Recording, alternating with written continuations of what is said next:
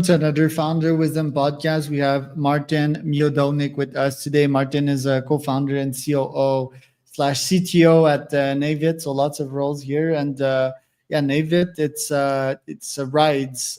It's an employee mobility platform enabling companies to offer all modes of transport to their employees. So we're gonna talk about that startup today, which is located in Berlin. Martin, welcome to the pod. Tell me a bit more about yourself and what you're up to. Hi, Charles. Thanks for the invite. Glad to be here. Yeah, so as you said, NAVIT, what we're doing is basically all mobility for companies. And the goal is to build one platform that gives companies one place for their employees to consume all kind of mobility. So it goes a little bit against, the old school of a top managers have a company car and that's it. Everyone else, nothing. And we're trying to basically make it in a way that the company can offer every employee the right mobility they need, right? Because there's no one size fits all when it comes to mobility. So we really believe that different people need to move in different ways, and the company would also probably give you different options depending on where you are. It might not be the same for everyone, but I think we still believe everyone should actually get something, because it's part of the it's part of the how you make the company move forward, how you make the company successful. You need to get your people moving. So it's like an advantage to work for a company that would use Navid because they could, yeah, pay for my transport, I would guess, and it could be aligned with my values as well if I want to pollute less or carpool. So, is that like the platform itself, and where did the idea came about? Yeah, so the platform itself, as you said, is allows the company kind of decides, okay, how much budget I want to give Martin, and also it could decide what's a framework, so what mode of transport or what services Martin can use. Some companies might just allow you to use, let's say, a charging car or a fueling car. Some companies might decide you only want to use, shared mobility and public transport, for example. It just depends on what the company wants the employees to align to, and exactly they will pay for your transit or your commute, and that benefits everyone at the end. And so we came originally, said, no, we were originally called Rights. We came from a spin out of the Lufthansa Innovation Hub. So it started as a project within the Lufthansa Innovation Hub. And it started actually as a completely different product. So the first actual product was sort of a loyalty scheme, just let's say a miles and more for non-consultants. So, all these typical frequent flyer programs, it's basically, consultants' dream. They fly everywhere, they collect miles, they go to the lounges, and it's cool. And the original concept was, okay, can we do a miles and more for normal people? And the original concept was everyone who travels or who moves, basically, not travels, will get certain points and would be based on points. And we got 6,000 people basically to actually sign up for it and start collecting points, and you could exchange them for some different things. You could get Starbucks coffee for free and different options. But as much as that was actually really nice, and we could test quite a very interesting things, there was no business model behind it, so we couldn't make money. Or we found out it was very tough to make money, let's say. So coming from that, talking with customers, we understood that there was that need from companies to say, look, I want to provide my employees with mobility, but there's no way for me to do this from a company point of view simple. So either, I need to go and speak with every single provider of mobility. And, in Berlin, we have probably 25 or 30 different mobility providers, not including public transport. And many cities, especially top cities, have a large number of those as well. So companies will not go and just make a deal or carve a deal with every one of them for what people want to use. So it was like, okay, I give you this one thing because that's the one thing I'm going to talk with or contract with, and that's it. And we say, look, usually that fits maybe 5% of the people, and the other 95 are not happy because that's not what they want. So we understood through that way that there was an opportunity there to make, to build a platform so we can make this simple for companies to offer. And yeah, here we are, 4 years later, and 100+ companies later, still building. Very cool. Nice. And tell me a bit more about your ideal customer persona. Is it full Europe? Is it Germany only? And do you target like a specific type of company?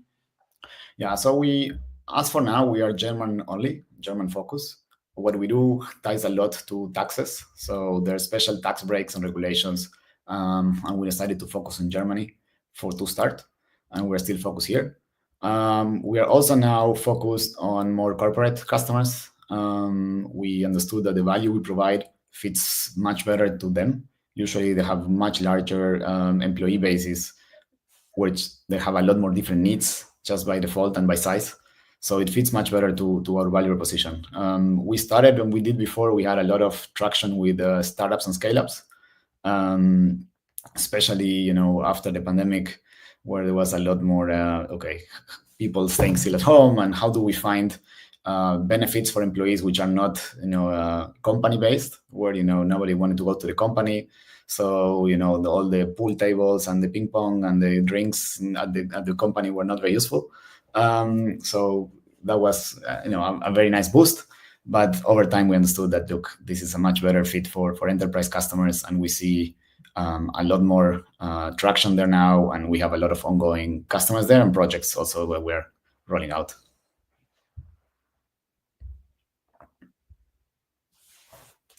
How do you target these people? Is it via email? Is it via LinkedIn? What's your preferred channel to get these customers? Well, that's tough. I'll say it's probably all of them. So we definitely go and try and hit all channels. I'll say it varies over time. We see outbound work for a while, then it sort of slows down when everyone is hitting outbound, with AI and 100 million tools. Then LinkedIn, it's also a place where we work, but it's highly saturated as well. So we probably hit all channels. Organic is working really well for us, and word of mouth is also starting to pick up. So we see now quite a bit of people who we were at their company or startup, and then they move to a new place, and they wanna they start talking to us to bring us to the new work. So that works quite well. And then organic is also our top channel. We decided quite some time ago that we started to create content, because we bet on organic, and we just it took quite some time to pick up, but now it's a very strong channel for us. Very cool. And what growth have you seen in the company since you've started it a couple of years ago?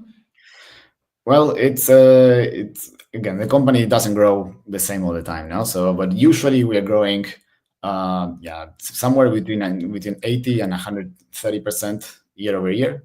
Some years been a bit small, been a bit closer to 80. Some years have been closer to 130, or more. I think we did a 3x recently.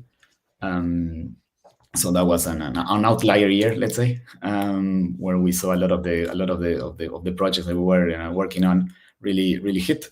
But for us, it's about compounding. I think we're building a business for the long term, and compounding it over time will provide us, I think, a great business. The idea is to create value, and that's the goal.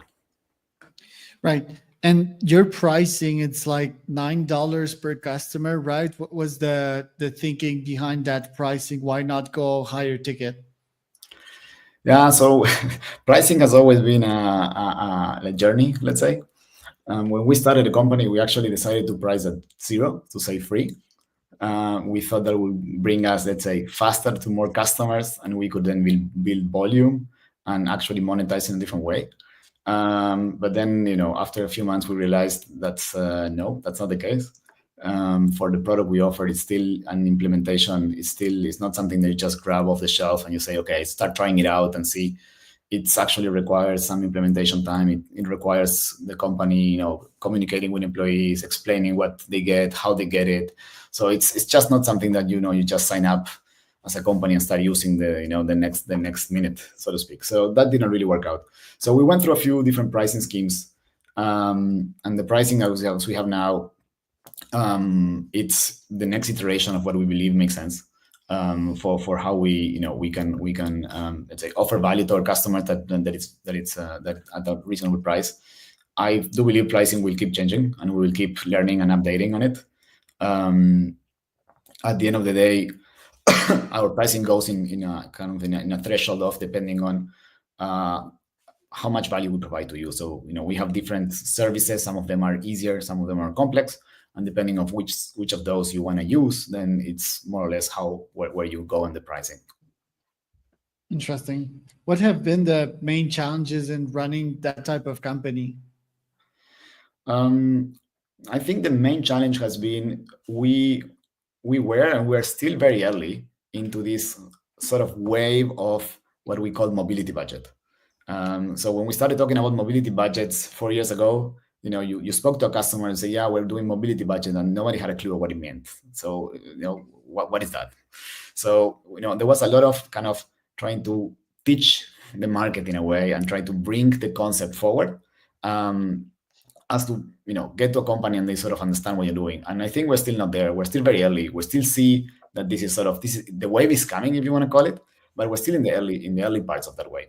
And I think that's been the main challenge. How do we show companies, how do we teach people that this is something that provides value, that is something that ultimately every company will offer? And we are quite convinced that, as you know, at least in Germany, mobility is a key part of the package, let's say. So every corporate company offers you mobility in some sense, from company cars to maybe bike leasing.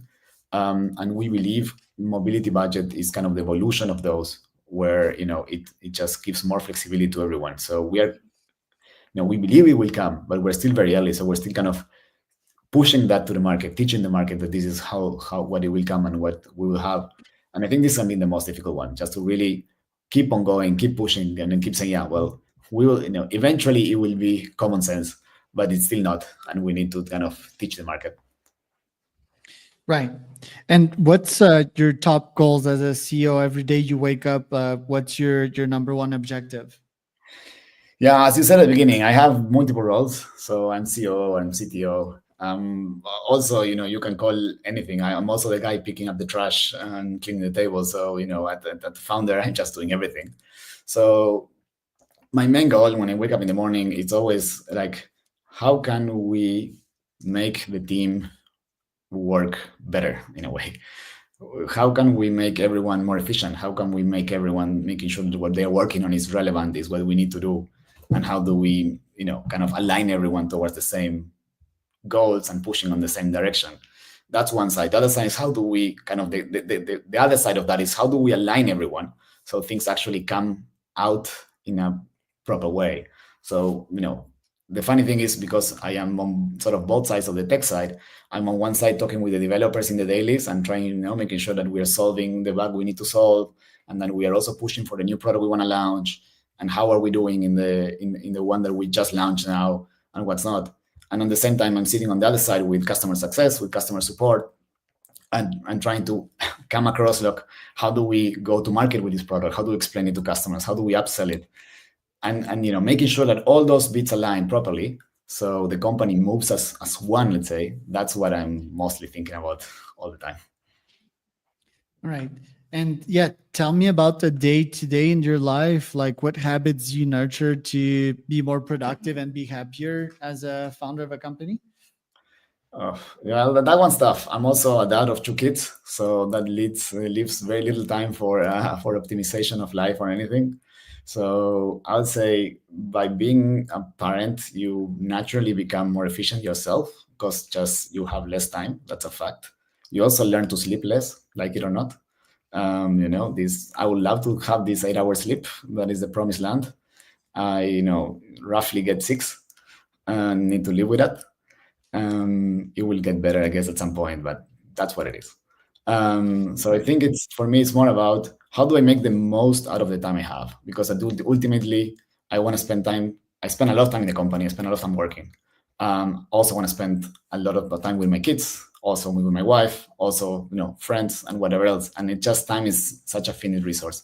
So I think for me, the most optimization has been, okay, so how do I make the most out of the time I have with each kind of parts of this? And I had to also put some limits in things. So otherwise I will be working 24/7. That's clear. Or I will also be, going around with the kids too much. And then that's always nice. But at some time I also need to spend time with my wife, or trying to give some time to myself. So I think the best optimization for me has been, okay, try to set myself sort of schedule, and try to stick to it as much as possible. So making sure that I give kind of every bit of that, I try to give enough space to to keep me healthy. Let's say let's put it away, and that includes also sports, and includes also how much sleeping. At least keeping those 6 hours. Let's say, not going below, and everything else. So this is for me the best optimization trick is being like, okay, try to make a schedule, agree it with my wife, and try to stick to it as much as possible. Right. And what are you reading nowadays? What are you learning? What I'm reading. The last book I read, I wish I remember the name, but it was this guy. Is this guy that basically teach you how to tell a story. So I'm very much into a lot of this, let's say, how the mind works, and how can we basically communicate better and transmit better. I consider myself pretty bad at storytelling, so I wanted to try to see if I can learn something on that area. So there's this book.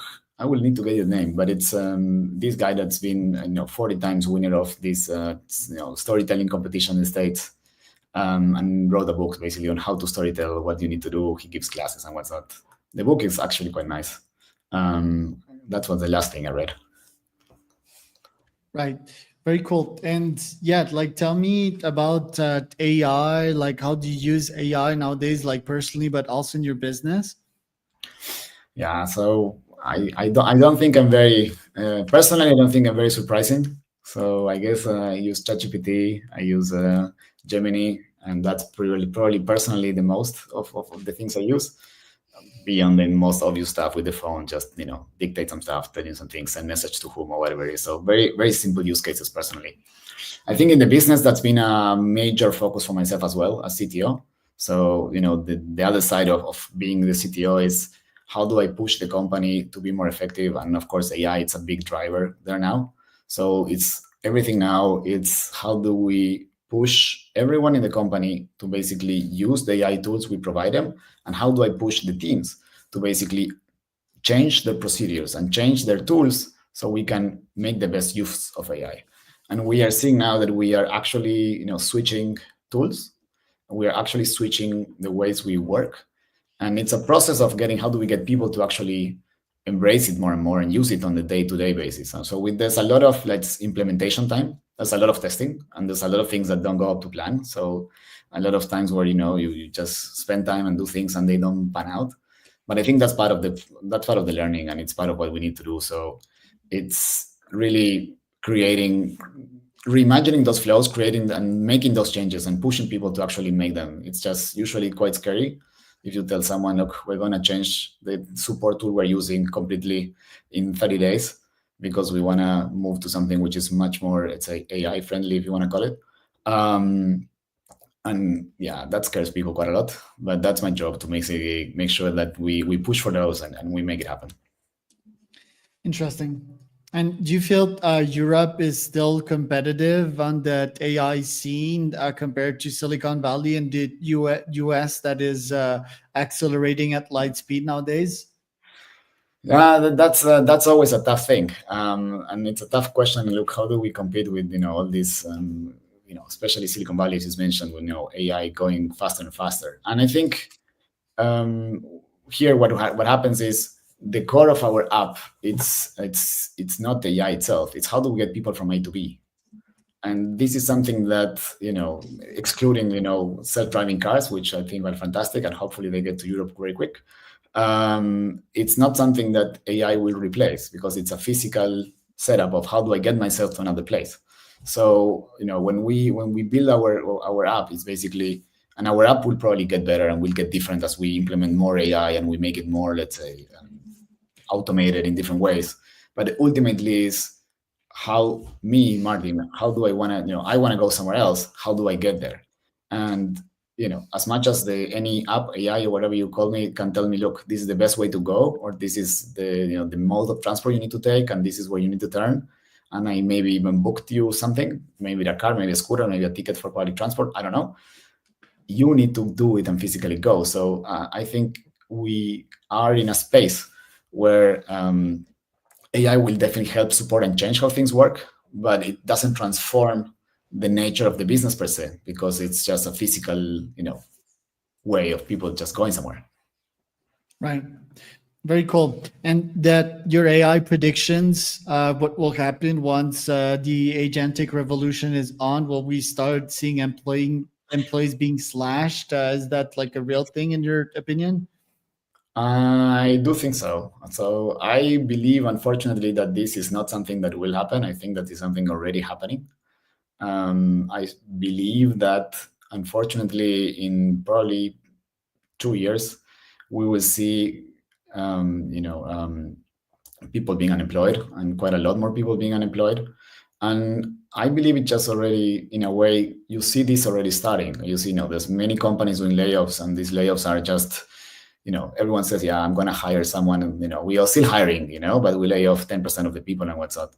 And, that's kind of a bit of a mixed message into saying, yeah, we just found ways to optimize our cost base using AI, and just, we don't need so many people. But we're still hiring because we just need to keep the speech nice for everyone else and for our own customers and investors and employees and what's not. On the other side, the job that before took maybe 5 people to do, then you can do with one person and a lot of agents, and it takes it, and that's it. So you have 4 people now that have no place, and they need to find some other place for it. On top of that, you get the junior side, right? So, as you said, coding AIs and support AIs and all these kind of things can probably be the work of a junior. So why would I hire a junior? Kind of question. So I think there's a lot of people getting out of uni, which are in that position, which are juniors, and they will have a harder time finding jobs because there's not so many of those entry-level jobs because the AI has taken a lot of those.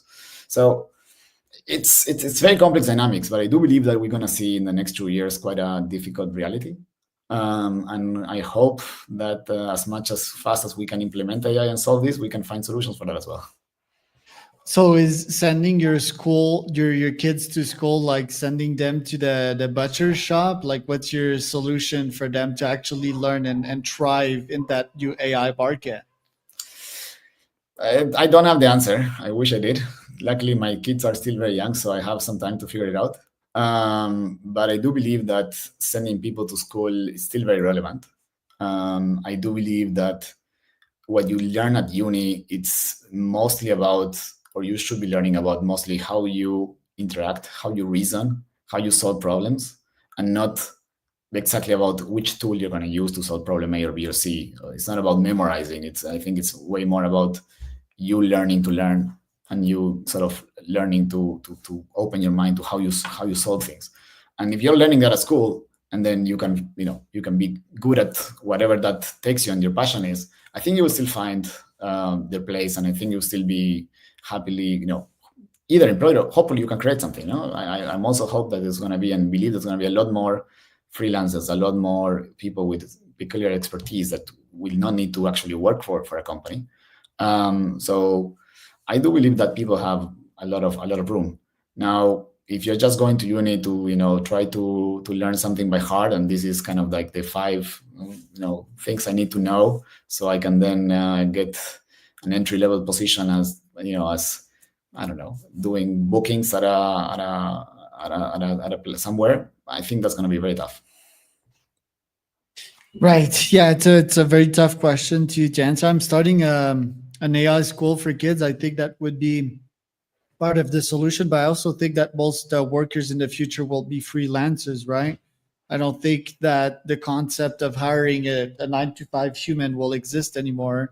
Do you think that the future is 100% entrepreneurial as AI is accelerating or upskilling? I don't believe in 100% of anything. I think it's always, Or 99? I think it's always kind of different shades of gray. So I do believe, as you said, I think, and if you're building an AI school, I think that's great, because I think there's a lot of people, and I would say not only kids, I think there's a lot of adults that will actually benefit from going from AI school, including And also me. screwed. Kids can still learn.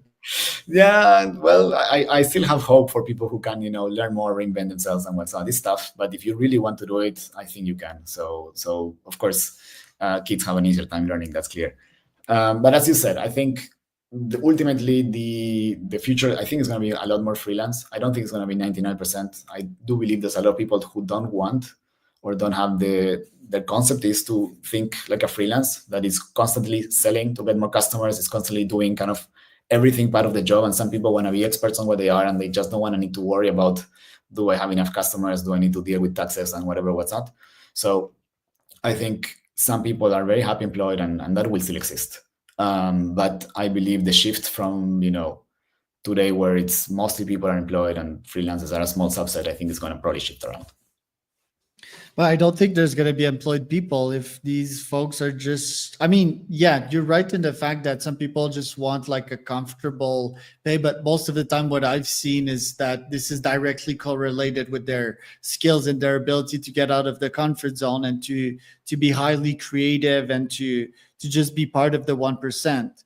I think the shift we're about to see is going to go even more in the direction of corporations, but now we're not going to see corporations that are inflated with 10,000 employees. We may see it at best 5, 20 quote unquote employees, and most of them would be shareholders, in my opinion. The rest would be freelancers, and I do think there would be like one corporation that would place all freelancers to companies, right? Should be like some kind of a API, and it would take percentages of their pay, and that would be a gigantic corporation. So I think that's sort of where we are headed. I don't think that someone that is comfortable just a 9 to 5 and a comfy salary would make it in this era.